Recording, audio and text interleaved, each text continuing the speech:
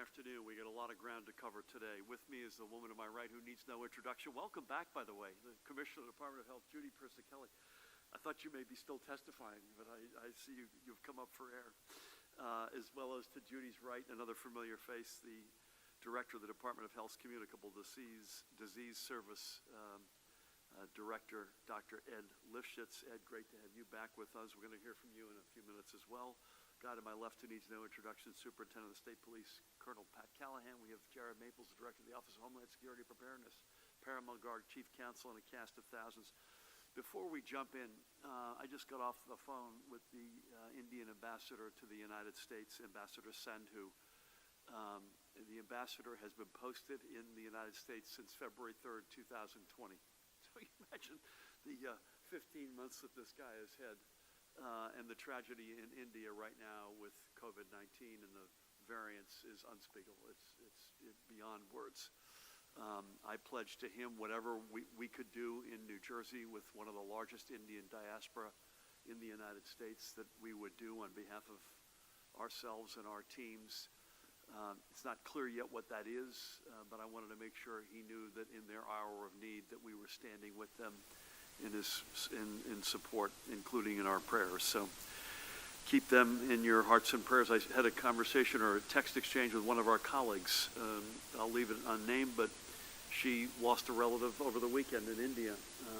And again, we've got the top 3 or 4 largest Indian communities in America, but the concentration per capita, we are number 1 off the charts.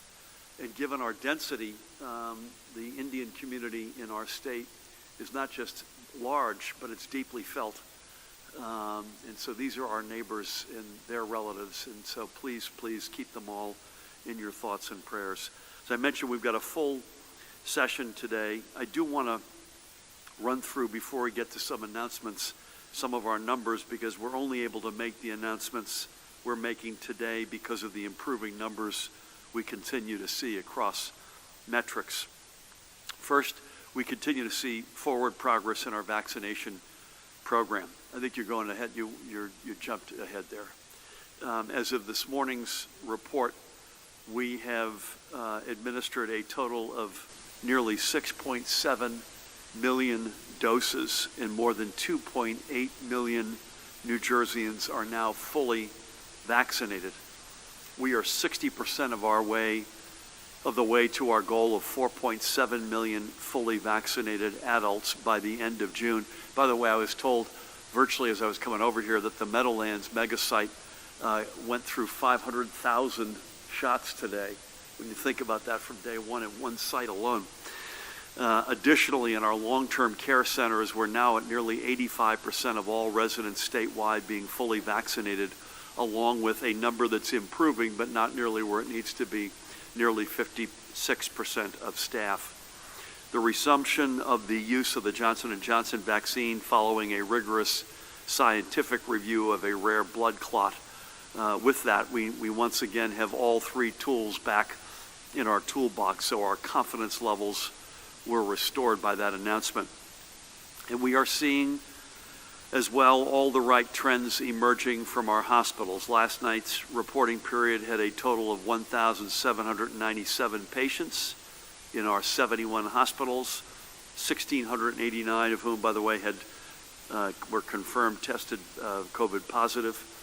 The statewide hospital census, by the way, Judy, dropped below 2,000 on Thursday, and it's kept trending downward over the past 5 days. You and I had a good stop together with UFCW employees and the Perlmutter family ShopRite in Toms River on Friday, and that was the second day under 2,000. We've now got 5 in a row, and it's clearly that's a big deal. In fact, hospitalizations are down nearly 25% from April 7th, when they peaked at 2,378, which was the high point of our spring uptick.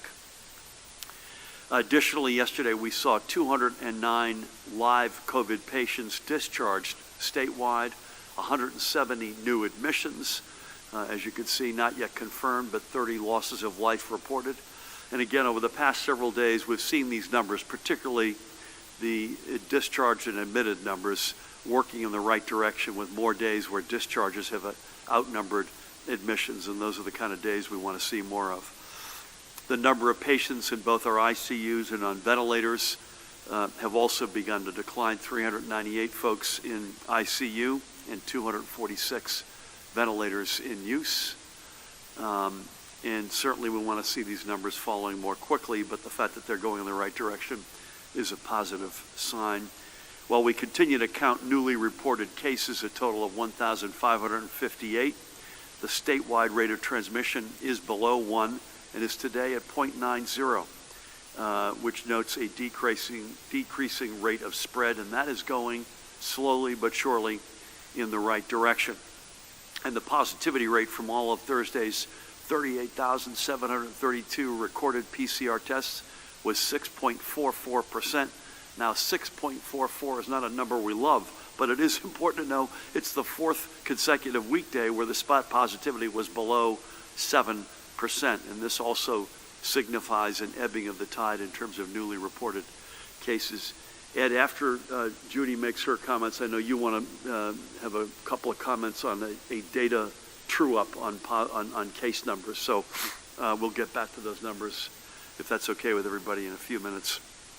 So, folks, because of everything you're doing, whether it is continuing to wear your masks and social distancing or getting vaccinated, you are helping us crush these curves yet again. And because of that, we are pleased to be able to take more steps forward in our reopening process. As we have said from day one, we have been eager to relax our restrictions as soon as the numbers gave us confidence that we could do so safely and responsibly, and that time has come. And I would hope that these are the first set of announcements of, I hope, many sets of announcements over the next number of weeks. So the actions we are announcing today will be reflected in an executive order that we will issue next week and will take effect 2 weeks from today on Monday, May 10th. Now, we're doing this both because we are expecting the downward trend to continue over the next 2 weeks and because we want to give businesses the ability to plan ahead, not just businesses, by the way, schools among others, the ability to plan ahead and fully prepare. To be sure, looking at the trend in our numbers over the past couple of weeks, we fully expect to continue our streak of announcing expansions, as I said, and sticking to them. And by the way, if there's one thing you could do out there, other than socially distancing and wearing your face covering, it's to get vaccinated. And if you've been vaccinated and you know somebody who hasn't been vaccinated, that's the other thing you could do. Get them, convince them to go get a vaccine shot. So first up, on May 10th, the room capacities for indoor catered events, and that includes wedding receptions, and yes, it includes school proms, will increase to 50% up to a maximum of 250 individuals. This is an increase from the current 35%, 150-person limitation. Additionally, Pat, pay attention, dance floors will be allowed to open at such events. However, a reminder that the requirement for wearing a face mask and keeping a social distance from other groups on a dance floor will be maintained and enforced. And this allowance for dance floors is only applicable to these closed and closely supervised events. Dance floors, for instance, at bars and other businesses such as nightclubs will remain closed at this time, as we know they are less controlled and more hospitable, unfortunately, for this virus. This increase to 50% room capacities and 250 persons will also be effective for all indoor political events, weddings, funerals, memorial services, and indoor performances. And Paramount would want me to remind everyone that indoor religious services have a 50% capacity limit, but no restriction on that number. We know that this move to a 50%, 250-person limit will be especially helpful for schools currently planning student proms. And as we know, graduations will quickly follow those proms, and we are hopeful that schools and colleges and universities will be able to lean on either the outdoor gathering limit or the large venue capacities, which I'll turn to in just a second. Both the Department of Education and the Office of the Secretary of Higher Education are prepared to issue their specific prom and graduation guidance later today. Next, and moving things outdoors now, on May 10th, again 2 weeks from today, the general outdoor gathering limit will increase to 500 from its current 200. And should our public health metrics continue to trend as they have been, we would hope to increase this yet again before Memorial Day, perhaps substantially. So everyone should look at this 500-person limit as a new floor. But that requires all of us to continue doing the right thing, including getting vaccinated. Additionally, and I want to say this in memory of Steve Califer, who died at the end of the week, owner of the Somerset Patriots, a car dealer, a successful businessman, philanthropist, and most importantly, husband and dad. And I spoke to his widow, Suzanne, his great sons, John and Josh, and I promised to Suzanne and Steve's memory that we would make this announcement today and attach his name rightfully to it. God bless you, Steve. So for our large outdoor venues, which we are now defining as those with 1,000 or more fixed seats, on Monday, May 10th, they may move to host crowds at 50% capacity, so long as they can maintain 6 feet of social distance between seated groups. So while this may preclude some stadiums, including, like the Patriots, the minor league baseball stadiums, from their ability to get to 50% given the 6 feet requirement, we know that this is a welcome step and an advance from the current 30% capacity limitation, and for venues with less seating that were previously excluded from this category. So we're really doing two things here. We're increasing the outdoor capacity from 30% to 50% for large venues, and we're redefining what a large venue is. We used to say it was 2,500 seats. We're now dropping that to 1,000 seats.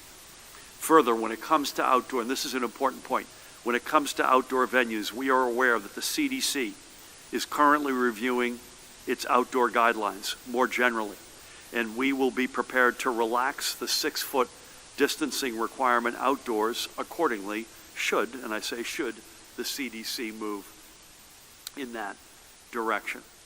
Additionally, outdoor amusement businesses can currently operate at 50% capacity.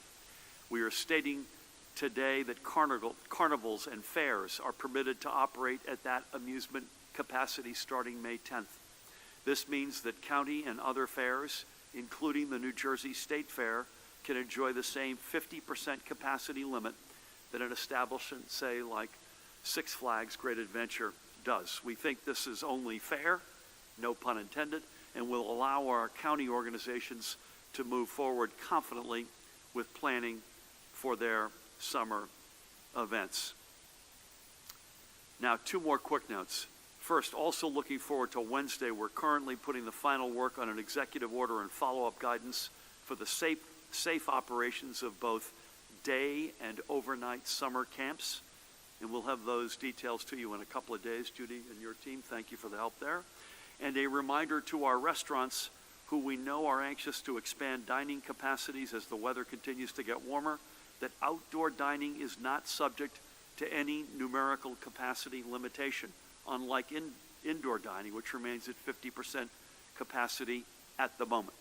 The only limitation for outdoor dining is physical space, is the number of groups that you can place outdoors that can be placed 6 feet apart.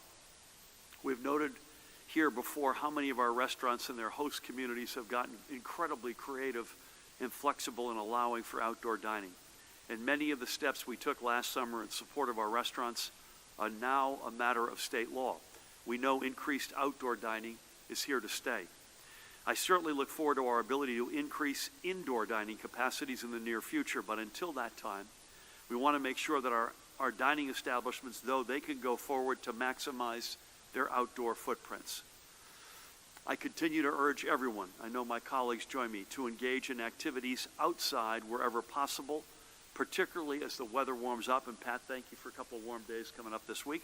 We know that this virus is much less dangerous outdoors than indoors. Let's utilize this knowledge wherever possible. And even as we relax restrictions for indoor weddings and proms, I applaud all the couples and the school districts who have taken creative steps to plan their events outdoors, which is the safest place we could be right now. And again, the only reason we're able to announce all of these steps today is because of the tremendous work that millions of you are doing to help us crush the curves and end this pandemic. keep getting vaccinated.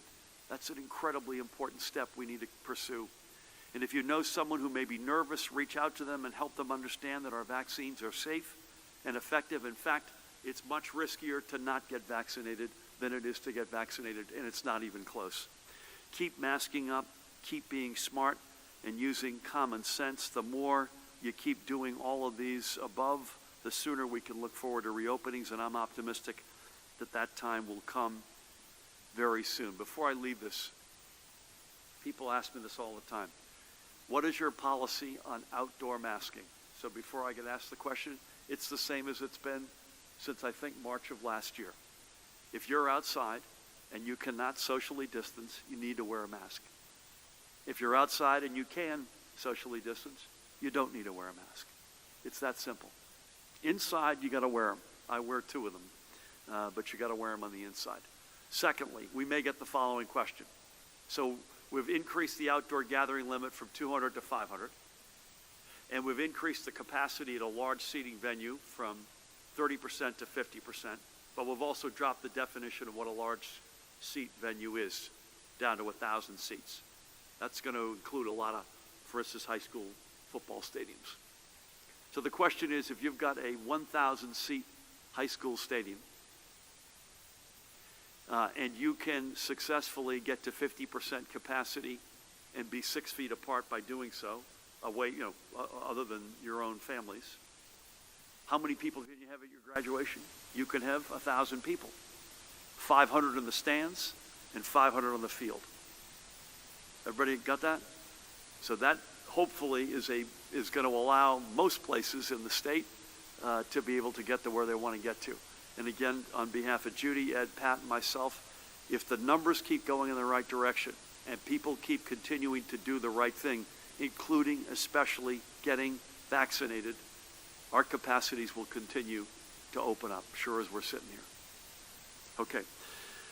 Speaking of opening up, let's get back to numbers and take a quick look at our schools. And I'm going to let you just look at this for a second and digest. The only thing I want to add to this is the following. I do a little bit of math every time I get the student reports, and I make an assumption about what the last group looks like. I split that group in 2, which is the combination group. We're up now to 82.4% of our kids are either in a hybrid or an all-in-person mode. And we had, as an objective this school year, to get to 85% at least hybrid and all-in-person. I'm now completely convinced, Judy, that we'll exceed that in this school year. Hats off to everybody. I speak to educators all the time, moms and dads, kids, all the educational communities. Everyone is doing an incredible job under extraordinarily stressful circumstances.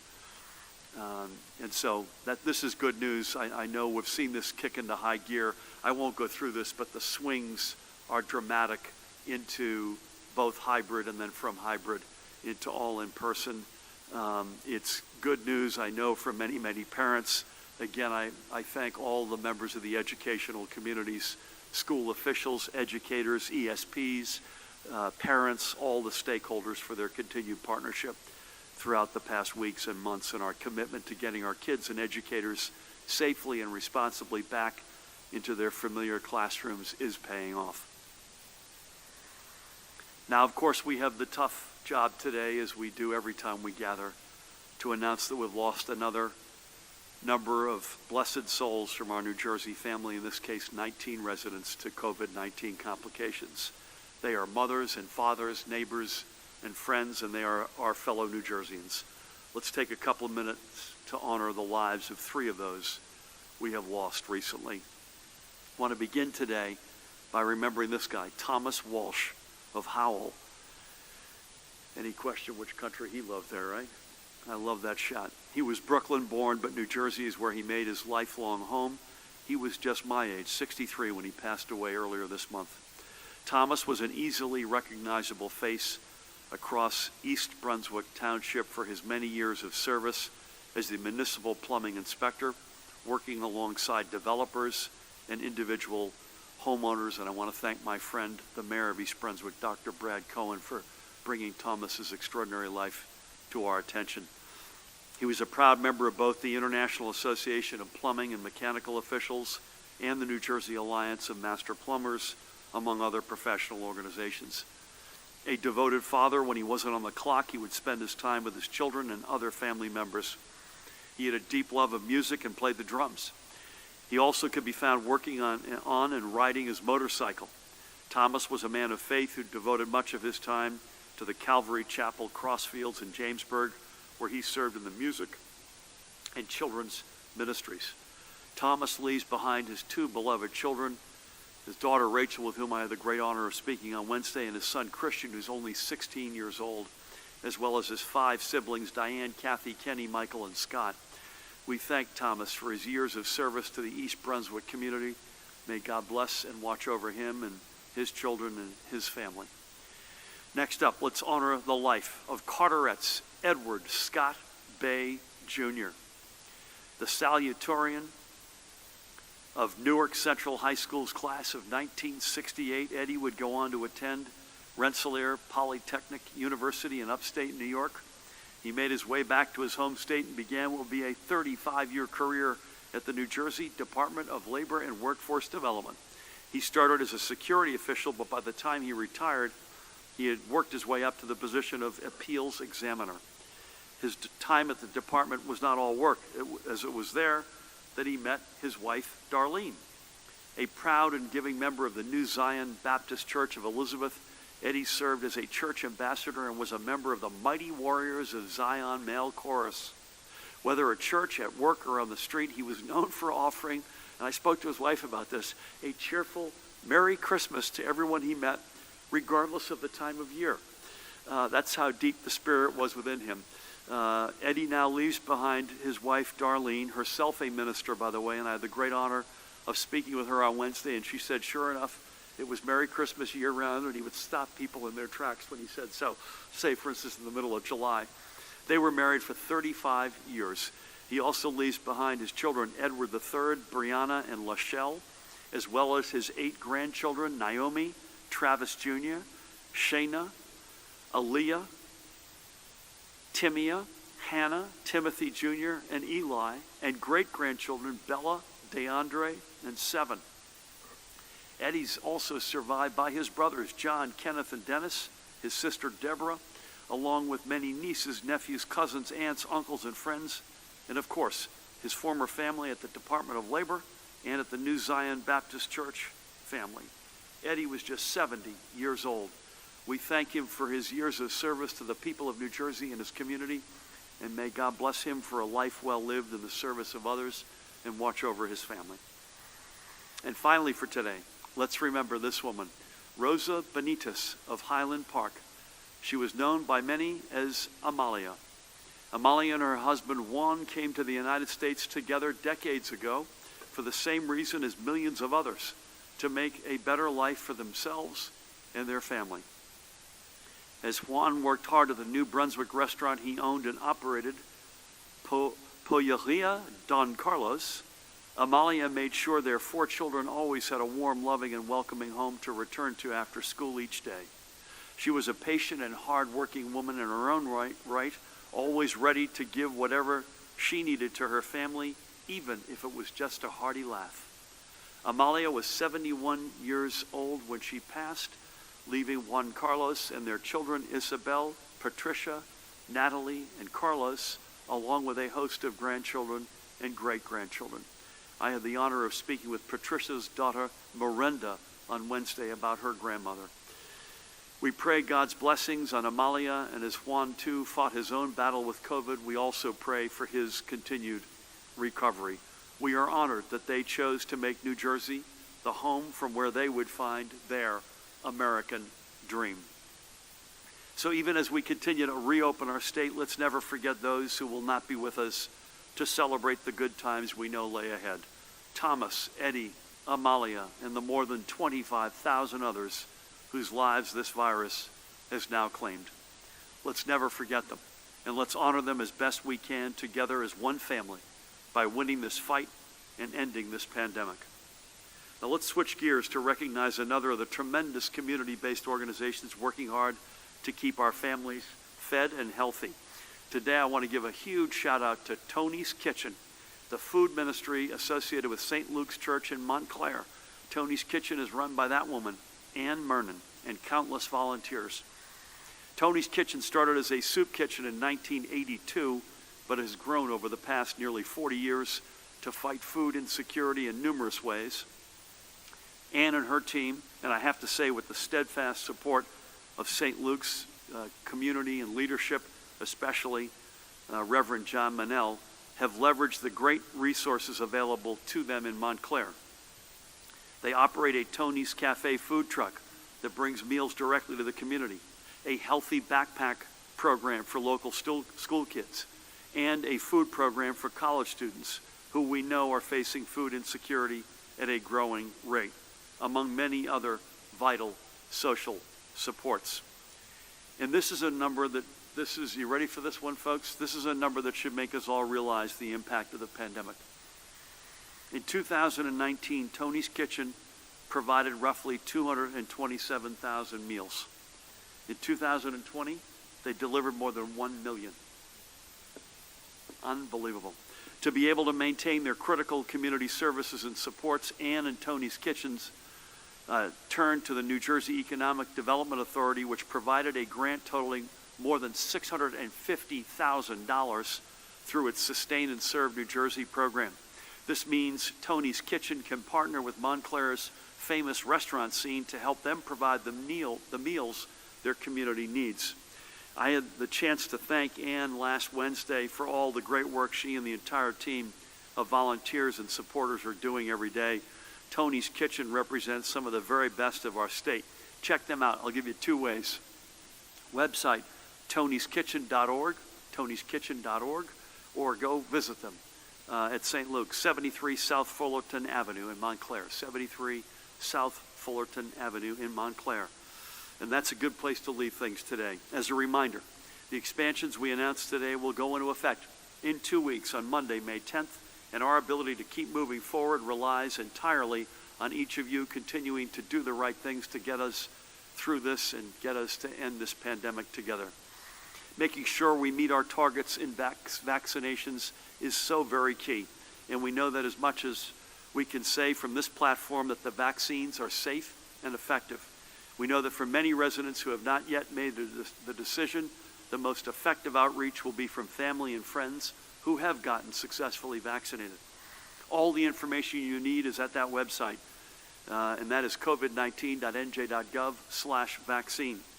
Let's reach out to our family, friends, and neighbors together. Let's reach our goals together, and let's keep moving forward as one state together. And with that, please help me welcome the Commissioner of the Department of Health, Judy Persichilli. Thank you, Governor. Good afternoon. Nationally and in New Jersey, we are seeing demand for the COVID-19 vaccine slowing a bit, with more appointments now open to the public. If you haven't been vaccinated yet, we encourage all residents 16 and older to get a COVID-19 vaccine. It will not only protect you, but it will help us drive down community spread so we can reopen the state further. It also will allow you to start doing some things that you stopped doing because of the pandemic. As you know, eligibility opened to all residents 16 and older last Monday. Coinciding with that expansion, the department has brought its vaccine promotional campaign to all audiences. Similar to how we rolled out the vaccine campaign in a phased process, we took the same approach with advertising. We began with ads targeted just to healthcare workers in December and added more audiences based on the parts of our population that were eligible. We hope this wider messaging to all audiences who are now eligible will help move them to take action. We know we also need more strategic approaches to reach all residents. Coupled with messaging, we, as you know, partner with church leaders and community leaders to create pop-up vaccination events to bring vaccine closer to where people are. We're also working to make sure our residents return for their second dose to complete their vaccination series. So far, 91% of individuals in the state that received their first dose have also received their second dose. Over time, this improves to 93% beyond 6 weeks. This is higher than what is being seen nationally. CDC has reported that among individuals who received a first dose and for whom sufficient time has elapsed to receive the second dose, 88% had completed their series. All vaccinators are expected to follow best practices and schedule second dose appointments at the time of the first dose and then to send reminders. Also, the call center, our call center, will be conducting outreach to remind residents to get their second dose and provide assistance on how to schedule for a second dose if they missed their previous appointment.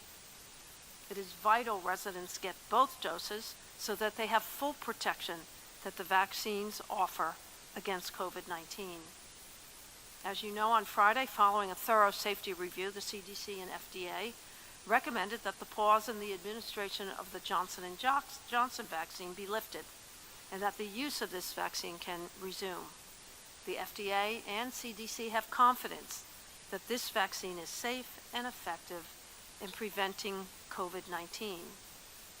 The FDA has determined that the available data shows that the vaccine's known and potential benefits outweigh its known and potential risks in individuals 18 years of age and older.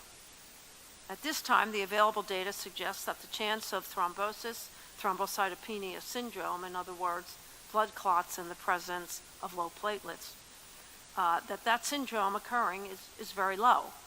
But these agencies will remain vigilant in studying the safety of all 3 vaccines on an ongoing basis. Vaccination sites in New Jersey that had the J&J inventory were able to resume administration of the vaccine. We know over the weekend approximately 19 doses were reported as administered, but we also know it takes time for reports to come in, so that number is likely higher. As we have talked about before, the flexibility of the 1-dose J&J vaccine, it will help us vaccinate hard-to-reach individuals. Healthcare providers administering the vaccine and vaccine recipients or caregivers should review the revised fact sheets issued, which now includes information about the risk of this syndrome, which has occurred in a very small number of people who have received the vaccine. For any resident with concerns about this vaccine, they should speak to their healthcare provider. The department continues to work with vaccination sites to ensure that seniors, those most at risk, have the opportunity to get vaccinated, and we have seen great progress in getting the senior population vaccinated. 85% of those 65 to 79 years of age have received at least 1 dose, and 77% of those 80 and older have received 1 dose. So we continue to work to present more data on the COVID-19 Hub dashboard as well. The department has published data on staff COVID-19 cases reported by hospitals. Staff cases in the last 30 days are available by individual hospital on this new tab on the dashboard. So on to my daily report. As the governor shared, our hospitals reported 1,797 hospitalizations of COVID-19 positive patients and PUIs. Hospitalizations have been declining, but 62% of COVID patients are in the intensive care unit, and they are on ventilators. There are a total of 2,753 reports of the CDC variants of concern in New Jersey. 2,535 of those reports are the UK variant B117. Additionally, there are 76 reports of the P1, otherwise known as the Brazilian variant, 6 reports of the South African variant B1.351, and 136 reports of the California variants, of which there are 2, B1.427 and B1.429. Fortunately, there are no new reports of multi-system inflammatory syndrome in children. Cumulatively, we have experienced 115 cases in New Jersey. 1 of these children are hospitalized. There are no new cases among residents at the veterans' homes and no new cases among patients at the psychiatric hospitals. As of April 22nd, our daily percent positivity in the state is 6.44%, the northern part of the state 6.46%, the central 5.61%, and the southern part of the state 7.85%. So that concludes my daily report. Please continue to stay safe, mask up, physically distance, stay home when you're sick, get tested, and let's get vaccinated. Thank you. Judy, thank you. You know, you read, two places in the world jumped out at me today. We mentioned India, which is a complete tragedy, and it's an overwhelming one in terms of numbers. The other is Michigan, still in our country. And the point that really jumped out from Michigan, for India, to me, it was variants, and maybe they let their guard down a little bit early on. I can't tell. Michigan, it was how this is really striking a younger demographic. And we're seeing some of that, thank God, nothing like that. So thank you for all of that. I previewed this a minute ago. Ed has been incredibly important, period, but especially in making sure at every step of the way through the arduous process of getting the losses of life to be as precise and accurate as possible, including a constant vetting of the probable losses of life, which I assume we will update on Wednesday as we normally do. But also Ed has spent a significant amount of time trying to true up the positive test case and overall test results. And it's in that vein, would love to ask you, Ed, to make a few comments today. Thank you. Thank you. Yes, every day, thousands of entries related to COVID-19 are made into the department's database. Reports are processed from literally hundreds and sometimes even thousands of laboratories, local health departments, and healthcare providers. While checks are in place to minimize errors, inevitably, a small number of inappropriate cases, overwhelmingly duplicate cases, are created. As part of an ongoing process, the Communicable Disease Service routinely reviews the database to correct these errors. This is reflected in our daily numbers, where we typically subtract out a small number, usually in the double digits, from our previously reported total cumulative cases. Today, we are subtracting 10,442 confirmed cases, leaving today's total confirmed cumulative cases actually lower than yesterday. And I just wanted to take a moment to explain this one-time drop. Cleaning of data, a process by which we continually review cases and data in our system for duplicates and errors, has been performed by the Communicable Disease Service since the beginning of the outbreak. Duplicates are identified and the cases are merged into one. This cleaning has been done manually and it has been effective. However, given the large number of cases in the system, it has not been possible to identify all duplicate entries and manually correct them each day. CDS has worked with health information technology staff to develop an automated method to manually correct them each day.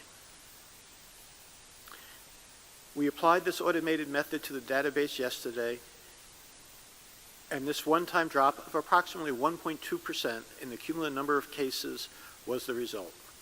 Moving forward, this automated process will be performed on a weekly basis to supplement the manual daily data cleaning. Since this cleaning will happen weekly, together with the ongoing manual data cleaning, variations in the cumulative case counts will be small. That's it. Thank you. Ed, so should we expect each week an update like we have gotten on probable deaths? But your point is you've now just updated this all the way back to March 4th, 2020. So, for instance, next week's number update will be a handful of cases, likely, right? Absolutely correct. Yeah. Thank you for that, and thanks for all your great work. Pat, several things. Would love to know where you came out in terms of applications to become a New Jersey State Trooper. Thank you for some better weather. I'm seeing it maybe in the 80s on Wednesday. I know it's going to shift down after that, but that's good news. Compliance, I know ABC was out in a couple of counties. Any or all of the above? Great to have you. Thank you, Governor. Good afternoon. Since we last met, as the governor stated, ABC investigators were out in Union County on Friday. They conducted 66 COVID-19 compliance inspections, of which they observed apparent violations of executive orders at 11 licensed establishments, which are as follows: Vinhouse Restaurant and Lounge in Roselle Park, La Catina Restaurant in Roselle Park, Costas Restaurant and Pizzeria, Roselle Park, New Station Lounge in Elizabeth, New World Bar and Restaurant in Elizabeth, Jersey Lanes in Linden, Mike's Tavern, Linden, Linden Lanes, Linden, Tapas Bar and Grill, also in Linden, Nuno's Pavilion in Linden, and Chique's, also in Linden. And then on Saturday, Absecon Police and ABC did a joint investigation where they observed apparent violations at the High Point Pub in Absecon. And with regards to where we landed, that application process, as you said, Governor, closed at 11:59 Friday night. And although somewhat low, we were still positive with the outcome. Just under 3,200 qualified candidates. And I think it's important to note, of those qualified candidates, the gender and ethnicity, women made up 14% of that, which was a huge step forward for us in our historical recruitment. And with regards to the demographics of those qualified candidates, 44% white, 28% Hispanic, 18% black, and 5% Asian. So that too, certainly when we discuss trying to have a state police force that looks like the people that we serve, we thought that too, Governor, was a huge step forward for us, and we hope to get at least 2 classes out of this pool in the year or 2 that lie ahead. Thank you. Well done, well done. Are those numbers off the top of your head records in terms of diversity? I think they probably rank fairly high with regards to the qualified That's candidates, and then we'll see where, as far as the process, they have a tendency with attrition to somewhat get a little bit lower, so that's why it's important that they are as high and as diverse as they are at this front end. The fruits, what's the phrase? The efforts you made in so many different arenas, WBLS and faith, houses of worship and whatnot, seems to have borne fruit. So hats off to you and your colleagues for that, and thank you for the weather. I think we'll start over here with Brent. Before we do, I think we're going to be in the same rhythm that we've been in the past month or so. I think we'll be with you virtually tomorrow. We'll be back here, unless you're otherwise, Wednesday at 1 o'clock, and we'll see how it goes from there. So with that, Dante's got the mic. Brent, good afternoon. Good afternoon. When can restaurants expect indoor capacity limits to increase? If an outdoor summer festival like the Balloon Festival sits on hundreds of acres of land, is it still only 150 people, or still only 500 people allowed? Is there any indication why people are missing their second vaccination dose? Is it hesitancy or people forgetting? And if someone does miss their second dose, should they call the vaccine center to reschedule? I'm going to ask Parimal to help me out with one of these. I think restaurants, if the numbers keep going like they've been going, all I will say, it'll be sooner than later. So stay tuned on that. I don't have any news to report on that front. The Balloon Festival. So I know, for instance, a parade can proceed. A Memorial Day, we should say this, a Memorial Day parade can proceed as long as folks are masked up and they're staying away from 6 feet away from each other. But if there's an event around the parade, it's like you get at the end and there's a bandstand or something, that's subject to that part's subject to the 500 persons. How about the Balloon Fest? I think you have to turn that on there. Not working? Okay. Well, Dante is racing at the risk of pulling a hamstring. Dante's coming to the rescue here. Sorry about that. I think we need to know a little bit more about the specific event, but the governor is right when he mentions that if there's any particular location where people are congregating, that would be subject to the outdoor gathering limit.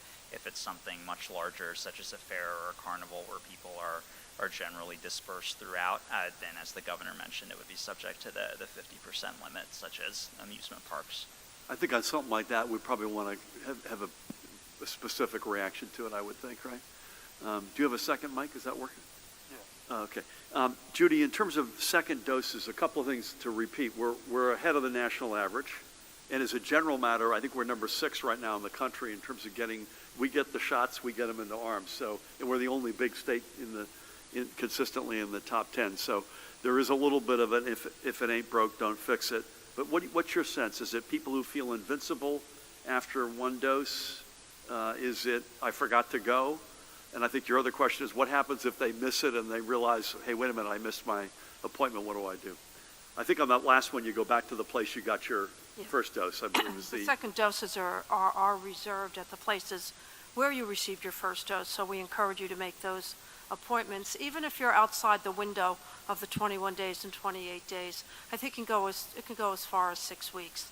If you're past the 6 weeks, and there's lots of reasons for that, we're finding that some people are, out of the state. Some people have expired. Some people have been hospitalized just recently with a surgical event, so they missed their second dose and they called.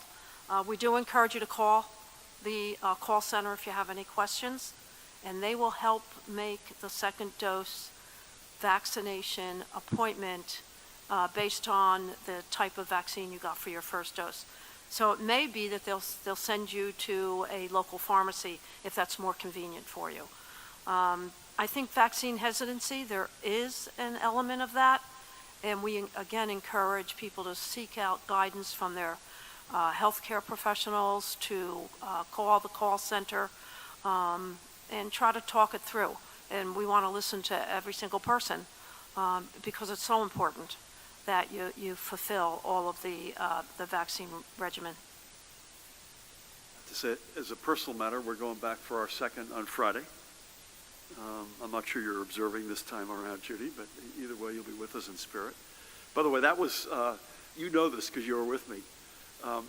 We didn't have a choice. We were sitting there in the 15-minute cool-down period, and a member of the National Guard came over. So right away, they're in camo, and so you've just gone up another. It's like a member of the state police walking over. You have to have your A game, and we were not asked about our second appointment. Listen, this is the day. To give me the time during this day that you think you could be back here to get your second appointment, and that was it, man. Thank you, Dustin. Good afternoon. Good afternoon. Can you You okay? My computer just died.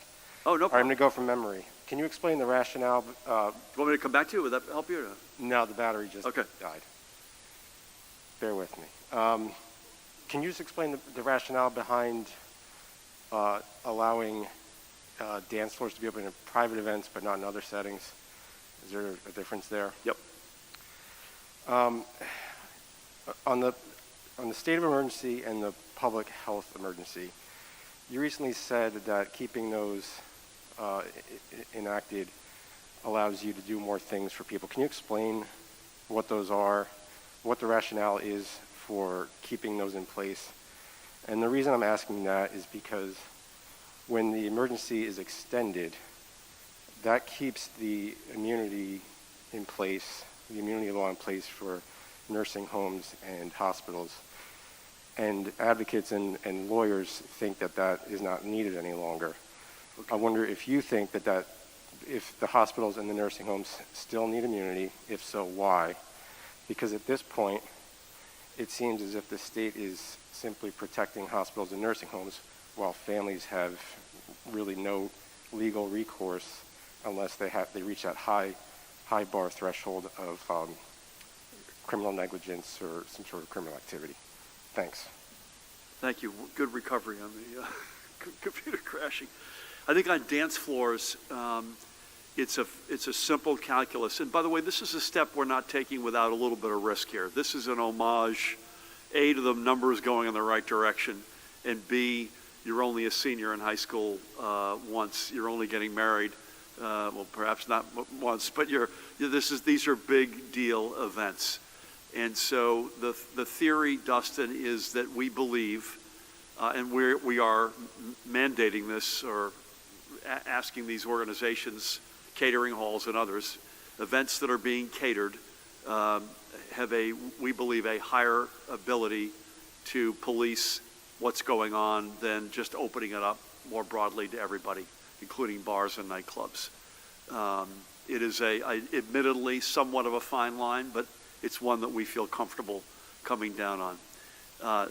That's also, by the way, not taking into account that I hope we get this everywhere eventually. So it's really, I think, going to be a question of timing. I assume you're okay with that. There is a whole list of reasons why the state of emergency and the public health declaration are incredibly important to our efforts, not entirely in Judy's arena, but overwhelmingly what she is able to do in terms of mandating things like information from hospitals, vaccine, the whole vaccine infrastructure to some extent as well in Pat's arena. And by the way, I think we may want to, Mahan, I think we may want to literally get that to you because it's a pretty significant data dump. On my list, and I'll ask Paramel to weigh in here, it's never been in terms of keeping immunity in place. That's never been an animating reason for me. It's not been on my list. Paramel, anything you want to add to that? Yeah, so there's a whole host of legislation and regulations that are tied to the duration of the public health emergency. So were the public health emergency to ever be lifted, then you would have a whole bunch of things happening at once in the absence of legislative action accounting for those consequences. I would just ask Judy if she would give a couple of examples of things that she is able to do with that. And by the way, we've had really good conversations, I have to say this, with legislative leadership on this. It must be said, we don't want these to last any longer than they have to. I think I could speak on our behalf. We are really hoping we can bring all of this to a safe, responsible, timely sunset. We're just not there yet, but we do, without question, want to get there. Judy. Well, we have a whole host of things that we're able to do because of the public health emergency. Most importantly is over 100 waivers that we put out to be prepared at a moment's notice. For example, for our hospitals to increase their intensive care capacity over their licensed levels, to be able to bring in extra help if they need it, to be able to have CNAs be certified more quickly to go into long-term care facilities if they need it, to be able to move beds around, which you couldn't do under any other circumstance. You have your license complement, it's on your license, and gosh, you would get surveyed and fined if you went over your number. Well, now we're pretty much kept in place by our waivers, which we were allowed to do through the public health emergency, to allow hospitals to meet the need of their community by moving critical care, licensed complement, etc. So for as long as the pandemic's in place, those waivers are so important. If the public health emergency goes away, so do the waivers. That's the most important aspect of it, from my perspective, the ability for long-term care and hospitals and most providers to be able to meet the needs as we've seen them change over time. I'll ask Mahan to get you a list, just to sort of a bunch of things that are on that. Thank you for that. Mike, is that you? How are you? Good, Governor. Thanks. Good afternoon. I was wondering if you had an explanation for why demand was dropping for vaccines. Commissioner, you mentioned you saw it was coming down a little bit. And is there a way to quantify that or just put any numbers on that? I was also curious if you had an update on how many vaccines and by brand the state is getting this week. And then finally, Governor, I was wondering if you had any timeline or an update on the Ednna Mahan investigation that Matt Boxer is conducting. When can we expect to see results of that? And is there anything more you can say in light of the fact that I believe there's a court appearance later this week in that case? Thank you. Yeah, Mike, nothing on Ednna Mahan updating on that front. And obviously, when we've got news there, we will continue to be appalled by what happened on January 11th and a lot of other noise in and around that institution, but no update specifics on that. Judy can give you if she's got the weekly update. Judy, I think you got a couple of reasons. First of all, someone used the word plummet, which is just not the right verb. It is clearly demand is off, and we are taking and will take a whole series of actions. I'm not sure we'll get into all of them today, but we will, I think sooner than later, want to walk you through all the proactive steps that we're taking, because they come in a variety of 6 or 8 different initiatives. But think about Judy's push to the 75-year-old and up, and then the 65-year-old and up. a proactive, we always knew we would get to where we started to get to last week, right? So this is less the anti-vaxxer block, and this is much more a series of factors where we just, folks, you know what, a combination, Mike, I think of the weather's getting warmer, the numbers are going the right direction. I feel good. I haven't gotten sick yet. And I say with all due respect to all that, those are not reasons enough. We need folks to get vaccinated. We need to get to 4.7 million adult New Jerseyans fully vaccinated by the end of June. We think based on the proactive steps that we either are taking, from public service announcements to other outreach, or will take, that we will accomplish that goal, and we do believe we'll have the supplies we need. Judy, any color on this week's numbers and or your thoughts as to why there's been somewhat of a slacking off of vaccine demand? Sure. This week's numbers the vaccines that enter our state come from two directions. One directly through us, we never see it, directly to the points of dispensing. We are getting about 440,000 doses, and that's been steady for the last 2 weeks. It was higher the week prior because we got a lot more. The week of April 4th, that's when we got a lot more of J&J. I don't know what we're getting next week. Then there's also... On Tuesdays, am I right? Yeah, so we'll know that tomorrow. Yeah. By Wednesday we'll know. We also then, the federal government sends directly to retail and independent pharmacies and FQHCs, and that's about another 300,000 doses. So we're getting an awful lot more vaccine into the state, and at the same time that we see the demand decrease a bit because we've really vaccinated everybody that was really lined up. That first 3.6 million who registered, that demand has been pretty well satisfied, and now we need to focus on specific cohorts, and I hope that we're going to be looking at schools, particularly colleges and universities. And again, we've got a number of steps I know that you and we are cooking up in terms of proactive outreach. I don't see this, though, as the anti-vax reason. We know that that's a group that is 20 to 25%, but remember, our number has to get to 70, so that's inside of the margin of error, right? Not only is it inside the margin of error, we are vaccinating in numbers far greater than we saw with flu and pneumonia in our state. Way above what we've seen previously. So people are still wanting to be vaccinated. Yeah, it's just harder to reach populations, and there's no one population, there's no one magic wand. You mentioned college students. That's one of several.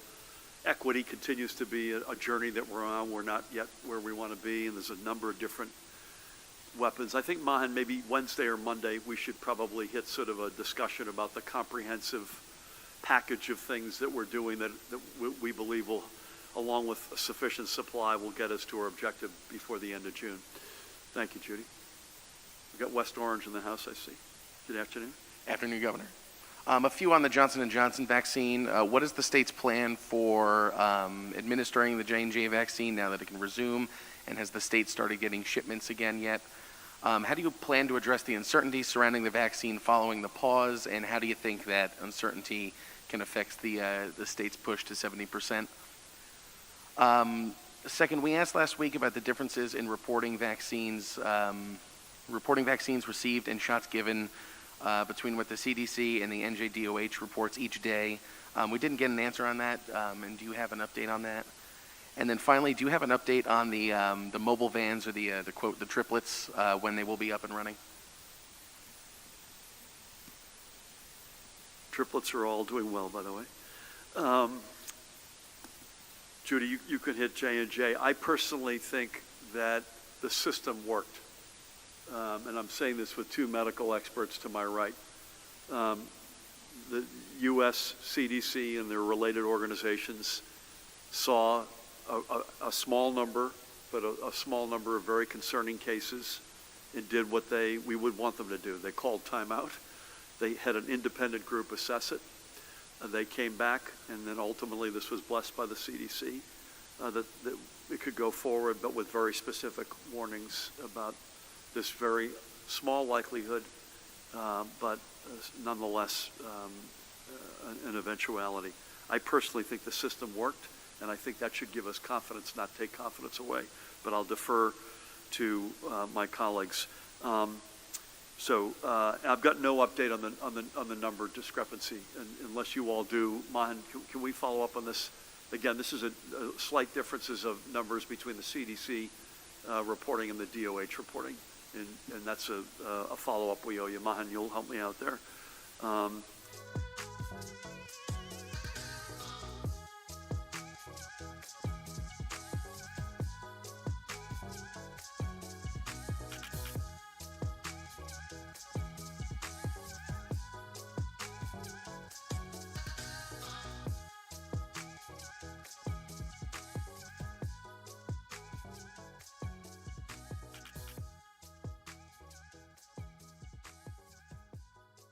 If they feel uncomfortable with the J&J vaccine, they should be able to make a choice, although we do know that the J&J vaccine is really a good choice for hard-to-reach individuals who may not be able to come for a second dose, or it would be difficult to track the second dose. So we just need to be aware and vigilant and open to the discussions, but allow people to make their own choice about J&J. The triplets are in training, and their staff is in training with Atlantic Health System, and we expect that they'll be released fairly soon. And that'll be, Mahan, let's make sure, Judy, that's part of this proactive suite of different steps that we're either taking or will take. Thank you for that. Dave, good afternoon. Hi, Governor. I'm going to try to not repeat questions here because both of mine were about different elements of what you guys have already talked about. One thing, Commissioner, I'm a little confused. You said 91% of Jersey residents have gotten both shots, so we're better than the national average. But I thought 8% of people across the country have not gotten their second shot, which would mean 92 had. Can you please explain how this is shaking out? I believe the answer to that is 91% within the either 3 or 4 week exact prescribed versus 93% within a broader, our numbers are actually 93, which I think is the one that compares to the national average of 92. They give you, I think, an extra 2 or 3 weeks, right? 2 weeks, yeah. Okay, thank you. Is any vaccine being wasted when all of a sudden we're having this slowdown here? And with regard to the drop in demand, that's happened fairly quickly because it was not too long ago that people were scrambling like wild animals to get a shot. This is now not happening. Is there any, I know you had said, Governor, that you're still pretty strongly convinced that we're going to hit our target to get 4.7 million people completely vaccinated by the end of June. But is it possible, and are you concerned about the fact that, you know, all of a sudden we've gone from big demand to walk-ins in some areas, and now a week or two from now, we're going to see a more substantial drop in demand for vaccine? And would this affect the amount of vaccine that we're getting from the feds? Thank you. Judy, I'll give you my answer, and God knows our objective is to not waste any doses. So Judy can comment on how we approach that. So the drop in demand we expected. I've mentioned that several times, and I think, frankly, we expected it either last week or this week, and it started last week. It was part of the reason why we jumped earlier from May 1st to April 19th to expand eligibility to everybody. And you'll note that the federal government came right behind us and made the same decision, I think, the next day.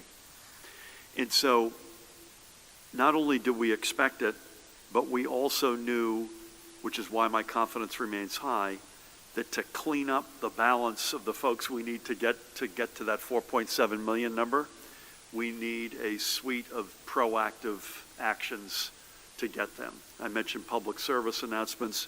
We mentioned the 3 vans. Those are 2 examples of a broader program that we're formulating. And it's in the here and now. That's why I mentioned Mahan. I think either Wednesday or Monday is probably the time to do it, because this is really a May project. If you put the J&J vaccine aside for a second, you really have to get the 4.7 millionth first shot into the arm by the end of May if you're going to make your number by the end of June, depending, plus or minus a week if it's Moderna versus Pfizer. And then we do have J&J back, so that's not to be underestimated. That's, as Judy said, to get to folks who are really hard to reach. That's a huge weapon, and it's a particularly huge weapon in equity. So it's a combination of all those reasons. We expected it. We knew we'd have to be proactive to get to that last surge. That's what we're working on. We've got some elements we've talked about here. There are some more elements that we're formulating, and at some point sooner than later we'll give you a sense of what that whole package looks like. Any other comments on that, Judy, or anything on wasted doses? Sure. First on that, we've at least 4 million people have received at least 1 dose. Of that 4 million, 2.8 have received 2 doses. So we have about 1.2 million more to go. And of that 1.2 million, we've gotten notice that about 350,000 individuals have been dosed outside. New Jersey residents have been dosed outside the state. So if you make an assumption that it's a 2-dose regimen, that's about another 150,000, 125,000 who have been also fully vaccinated. So we have about 1 million more. We'll find those 1 million. We will reach that. We will reach that 70%. I can guarantee it. We may have to come to your house, but we'll get you. Anything on wasted? Yeah, we monitor wastage. A lot of it is vials that are damaged in transit, for example. It's not totally unusual to open up a tray and there's some crushed vials just because of the movement. We make sure the temperatures are exactly where they should be, so there have been some temperature excursions. The federal government monitors wastage. We do it.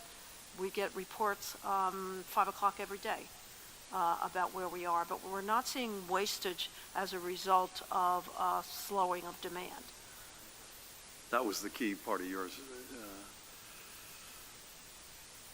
So thank you. You good? All right. Thank you, Dave.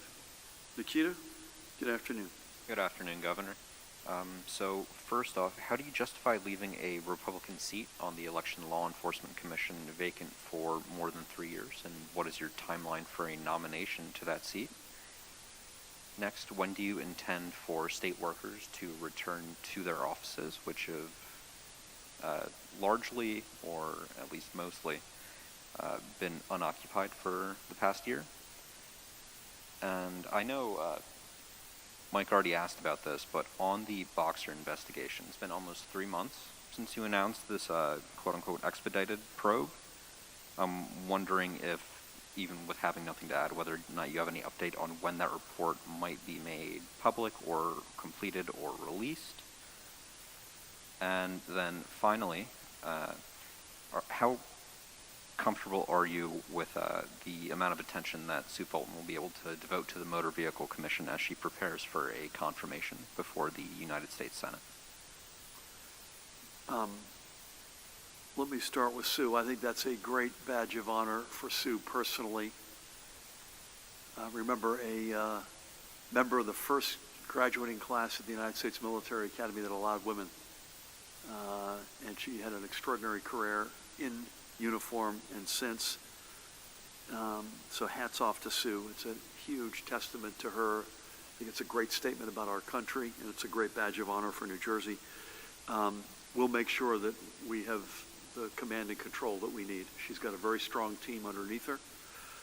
She and I were on the phone together on Friday. We were in person, I think, Wednesday or Thursday. Judy and Pat were with me. She's very much still at the helm, and she's got a good team around her.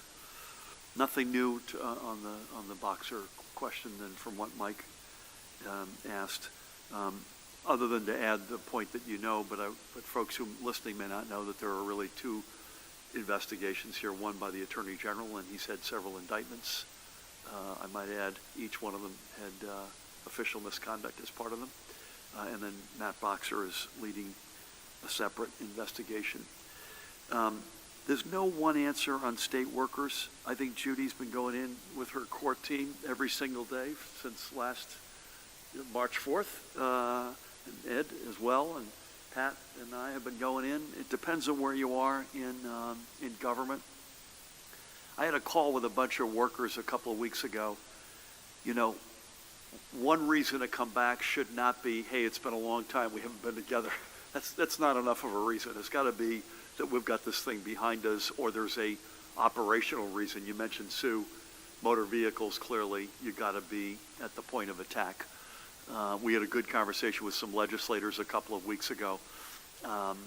Department of Labor processing unemployment benefits.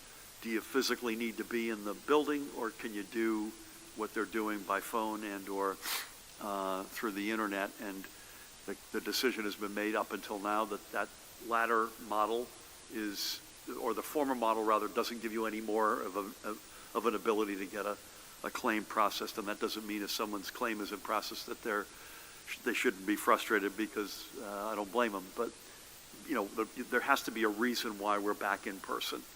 I would hope these numbers continue to go in the right direction. We're going to get there. You know, my guess is in some number of months. But again, I think it will depend on the actual function of what you're doing. I have no insight at all on your first question. So I will, with your blessing, ask Paramel or Mahan or some combination to follow up with you. That's all we got, right? Okay, so again, let's mask up. And we've got, again, as I mentioned a short while ago, we'll be on a similar mode as we have been. We'll be with you virtually tomorrow. I believe I'm on the road, but I'm not on the road on COVID matters.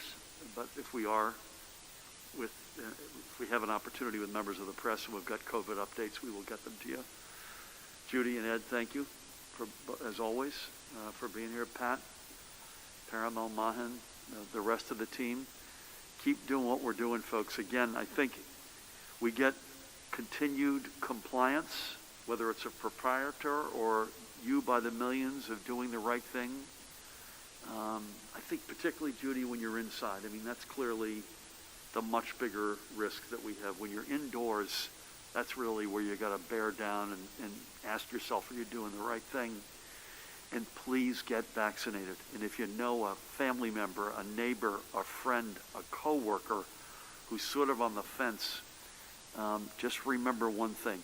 The risk to your health of not getting this vaccine versus the risk, any modest risk associated with the vaccine is night and day. You are at a much higher risk of a health incident if you do not get vaccinated. Please, folks, get vaccinated. We will be putting together this series, some of which is already happening, of proactive steps to reach into the state, up and down in every crevice, to make the case to get vaccinated and make sure we get to that 4.7 million adults by the end of June. Thank you all. God bless.